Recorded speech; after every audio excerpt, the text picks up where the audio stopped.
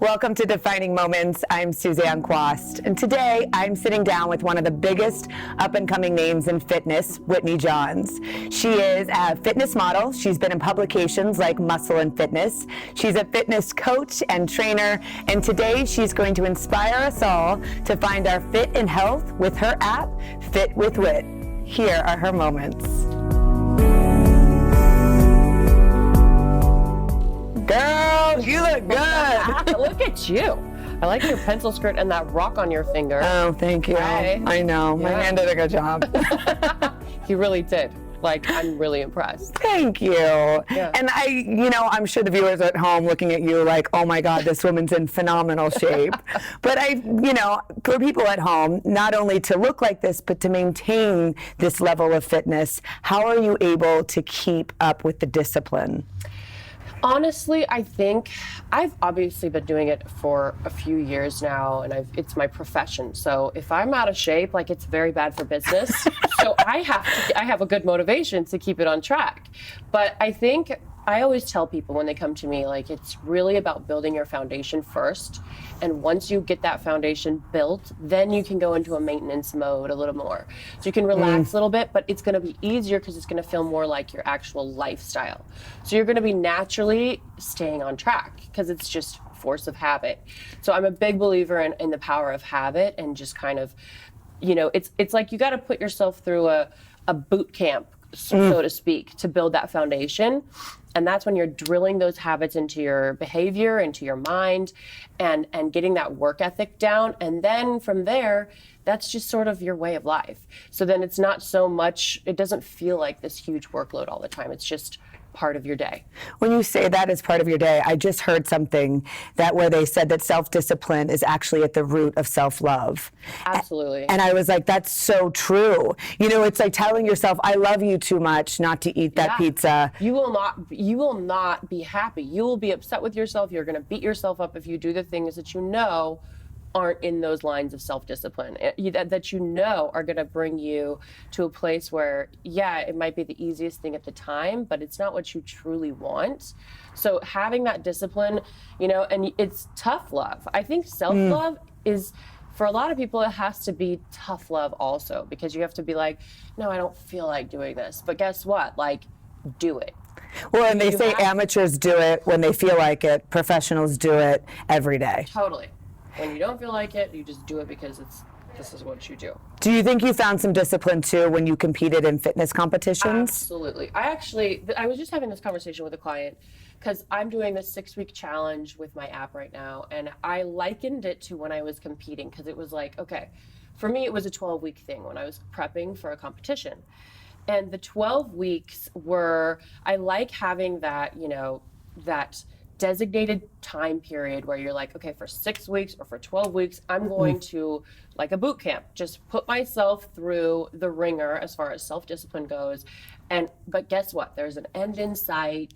Like, I can ease up after that point a little bit. And it might be tough, but I know it's going to get me to a place that I want to be. So you have this kind of, you begin with the end in mind, and it makes it easier to be like, okay, this is what I got to do, even though it sucks.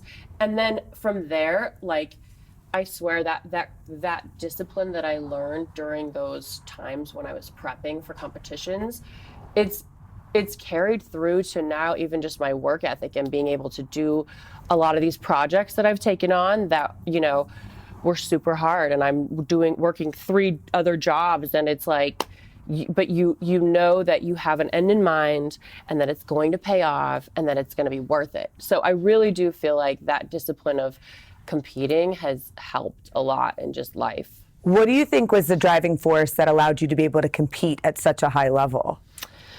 For me, once I finally figured out I wanted to be a fitness professional, and then I really wanted to have a large sphere of influence, I knew there were certain kind of milestones that you have to hit as a fitness person to be taken seriously, right? So I had these little checklists, these goals. Okay, I got to compete. I got to get my pro card. I have to be published in a magazine. I have to do, a lot of fitness modeling. I have to get my certification as a personal trainer. I have to train clients. I have to be in the trenches every day. So there's steps where if you look at people in your industry that you really admire and that have really gone all the way, and you see all the milestones that they had to kind of get them to that place where people took them seriously, you have to kind of model your own journey after that and be like, and just check one list or one thing off the list after the other. I think that's really helpful, and no matter what career you're in, is to make a checklist. What is the end goal? Yeah. And almost like back your way into it. For sure. It's like connecting the dots and okay, this worked. And that's why, it's great to have mentors or people that you look up to, or people that are like your hero, because then you're like, you can model that journey, and it gives you a little bit of a map, and then you figure out your own style from there. Your style is going to be different from everybody else's. You don't want to be a copycat because people see right through that. Agreed. But those little milestones, connecting the dots, is really helpful, I think. And you just kind of touched on authenticity. And I'm just curious for you, did you ever face any issues with weight or with food? Oh, yeah. I mean, I've always been fortunate enough to have pretty good genetics, so it never got way out of control. But there were definitely like emotional eating. When I was competing, one thing I don't love about competition prep is that it can force some people into a state of extremism and eating disorder or deprivation, and just kind of burning themselves out. So I definitely feel like there were big yo-yo moments. Like after I competed, oh my God, I think I drank a bottle of gin. and I don't think, who drinks a bottle of gin? Like little old ladies? A bottle of gin. This is like my thing. And then like a dozen donuts that night, and then the next day it was like pizza and pasta. It was just because obviously the way that I did it with that organization that I was competing with, it wasn't the right fit for me, and it was requiring me to like starve. So that was my body being like way in the other direction. So I think you have to still keep it in balance and know what fits right for you. Like for me, after that moment, I was like, wow, clearly this division is not for me.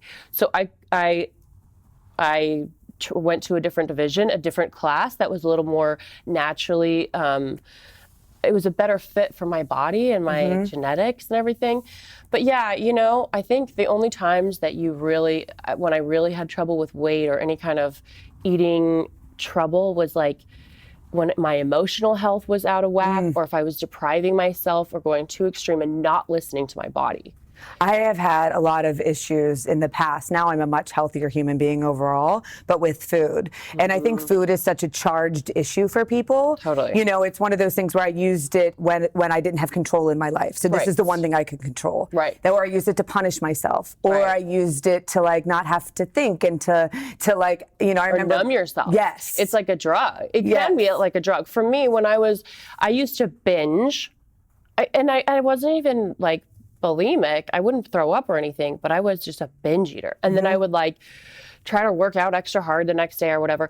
But I remember feeling a total loss of control in those moments where I was like, screw it. Like, this feels good. It was like a drug. It's when your brain is telling you shouldn't be doing this, but it feels so good, so just keep going. Exactly. So you have to, once you break that cycle, like now, I hardly binge. Like now I'll still cheat, but it's never like, I'm like, oh my gosh, I'm just going to lose control and just keep shoveling food in. It's not like if I have one bad day, that means the rest of like the week is screwed because I had one bad day. Well, and I think once you create healthy habits, you stop craving that negative stuff. You stop craving the negative things to go into your body because you're not putting it in there all the time. And you're not, and when you're listening to your body a little bit more, you're practicing self-love. So that self-discipline and that self-love that we talked about is going to catch you in those moments where you feel like doing something that would actually end up hurting you. you know? And one of the things I really love about you is you're so relatable and you're so honest about stuff like that. Thanks. I read something where you said at one point where you actually felt really fragile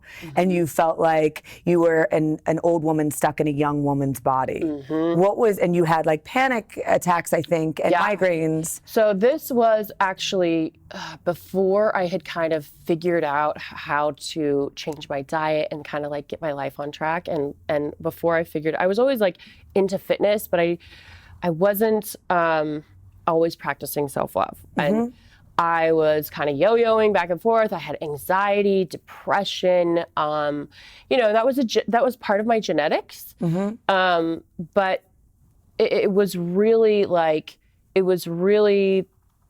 something I didn't have under control. And then I also had these horrible migraines, and a lot of it was dietary actually. And I had this chronic pain and inflammation and just constant problems. And from the time I was like 4 or 5 years old, I was getting these awful migraines and just awful chronic pain until I figured it out. That's when I realized, once I was finally like, I had been to doctor after doctor and nobody could really figure out what was going on with me. My family couldn't really afford very good medical care either. So I was left to research everything on my own because I'm like, nothing else outside of me is helping me right now. I have to figure this out. So I started testing, okay, what if I cut out dairy? What if I try this diet? What if I try this type of supplementation? I've heard this works. So my biggest thing, my biggest piece of advice to anybody that is open to advice is you have to take your own life into your own hands because nobody's ever going to do it for you. Amen. Nobody. And everything that you desire, like, you're not going to, I mean, some people are lucky.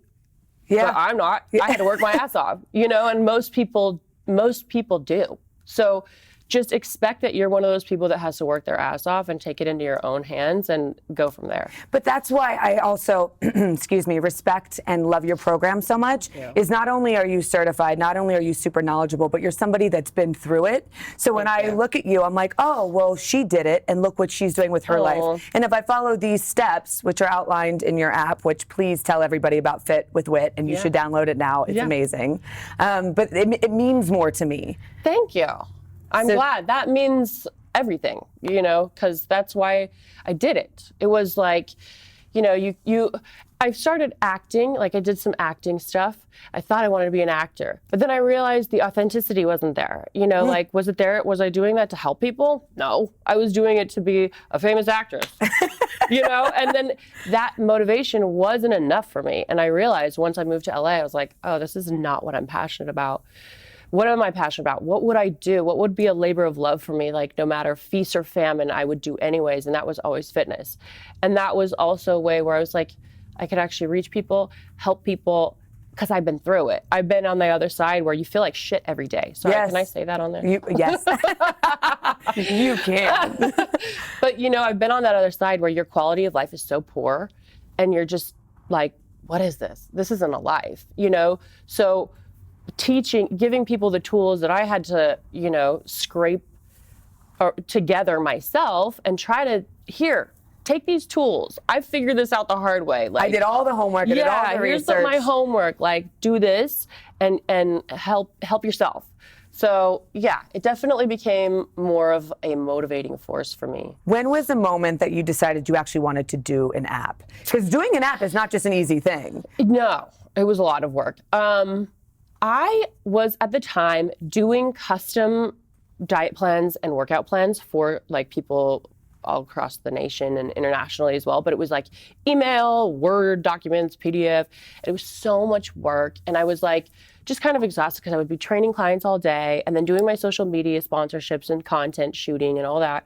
And then at home at night, like midnight, like typing up these programs. And I was like, I have to figure out a way to make this a little more scalable, to reach more people. It was more expensive than I wanted it to be because it was my time. And so for me, it was like, an app would be perfect. I could reach people, it'd be affordable.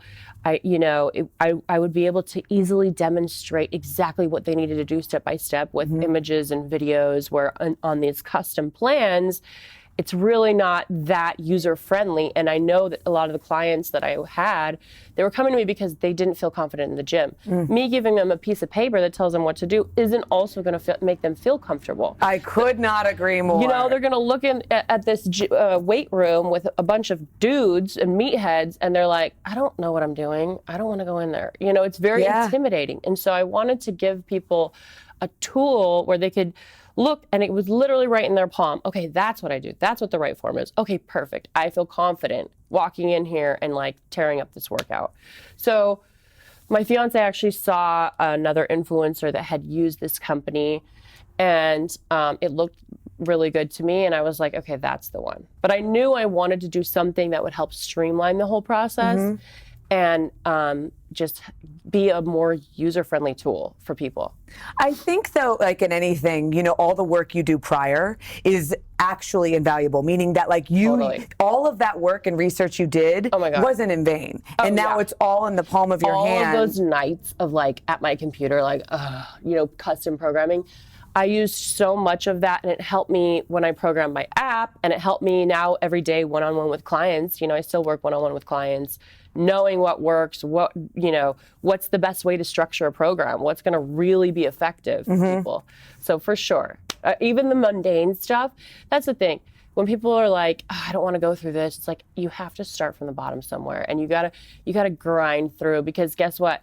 All of it is going to be useful at some point in your journey. It's like an education when you go to school. All these little stupid things that you think are useless, eventually, I mean, maybe not all of them, but eventually they pay off, and you end up utilizing that knowledge. What can people expect when they download the app? So it's basically going to be a tool where they can choose which program they want to do, whether you're a male or a female. There's a couple of different options. And there's also some workout videos that you can follow along to. So whether you're at home or in the gym, it's kind of giving you the step-by-step workout.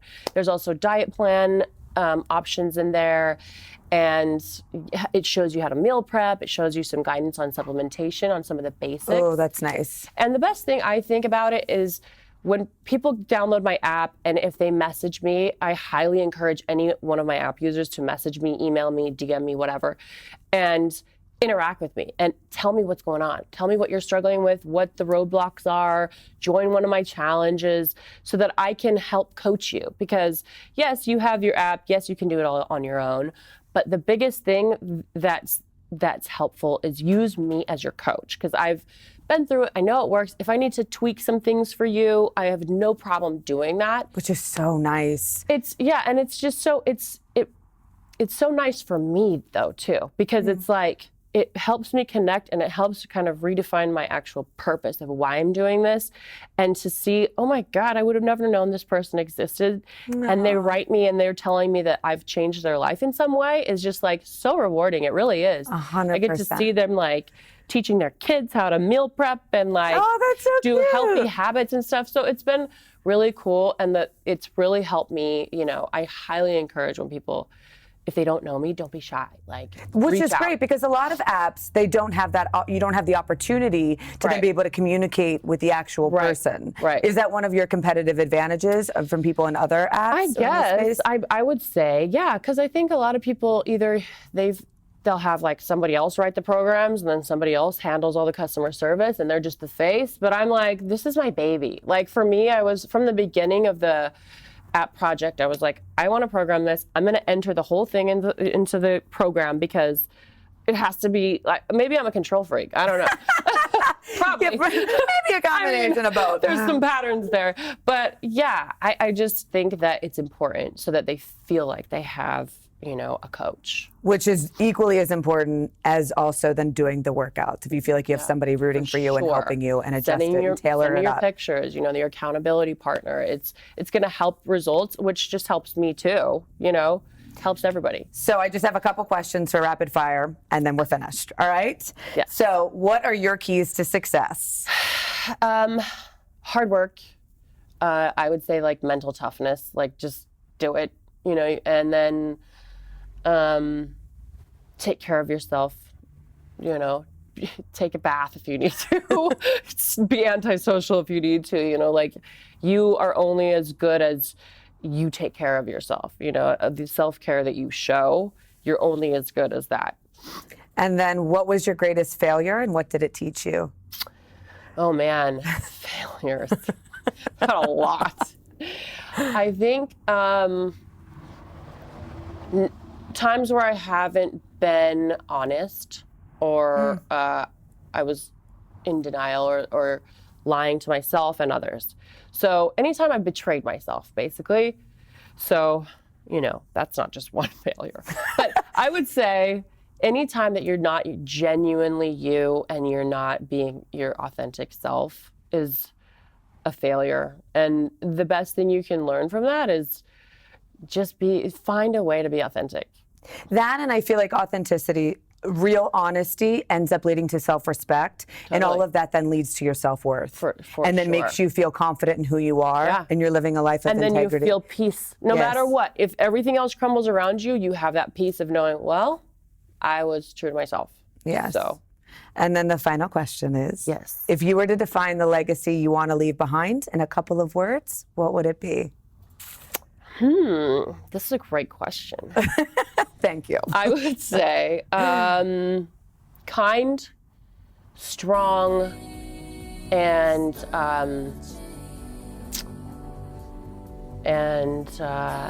powerful. Ooh, I love it.